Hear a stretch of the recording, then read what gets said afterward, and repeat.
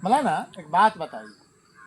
आज हमारे गांव में, हमारे इलाके में अक्सर जगहों पे ये कहा जाता है, लोग कहते रहते हैं कि तुम काफिर हो गया, तुम काफिर हो गया, तुम पे कुफ्र हो गया, तुमसे कुफ्र हो गया, या तुम्हारे ऊपर कुफ्र का फतवा आ गया। तो उसमें, उस सूरत में उसको क्या करना चाहिए? कुफ्र के बाद ईमान में आने के लिए उसकी क्या शर्त है और क्या क्या करना है? वो शादीशुदा मर्द, बताइए इस मसले को। इसमें दो बातें हैं। एक देखिए, अपने हिंदुस्तान के अंदर नुस्खा और फतवा घर घर मिलेगा।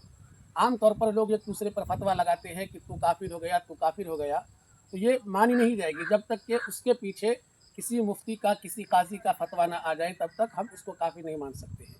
दूसरी बात यह है कि अगर रियली में किसी इंसान पर किसी काजी की तरफ से या किसी बड़े इदारा की तरफ से फतवा आता है कि तुम काफिर हो गए हो, तुम मुशरिक हो गए हो, तुम ईमान से खारिज हो चुके हो, तो यकीनी तौर पर उस पर फतवा लग जाएगा और वो ईमान से खारिज होगा।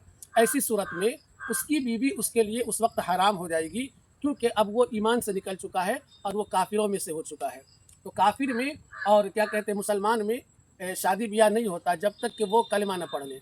अब इस बंदे को अपनी बीवी से दोबारा शादी करनी है तो इसको पहले कलमा पढ़ना होगा, कलमा पढ़ने के बाद निकाह करना होगा, तब जा कर के ये ईमान में फिर से दाखिल होगा। कुरान करीम के अंदर भी है, वला तनकिहुल मुशरिकाति हत्ता युमिन्ना वला अमतुम मुमिनतुन खैरुम मिन मुशरिकतिन वलौ अअजबतकुम, कि चाहे मर्द मुसलमान हो या लड़की हिंदू हो, या लड़की मुसलमान हो या लड़का हिंदू हो, अगर दोनों शादी करना चाहता है तो किसी एक को अपना मजहब बदलना होगा और मुसलमान होना पड़ेगा। तो ऐसी सूरत में यहाँ पर मर्द भी क्या कहते हैं कि ईमान से खारिज हो चुका था, अब उसे ईमान लाना होगा, तब जा कर के अपनी बीवी से फिर से निकाह कर सकता है।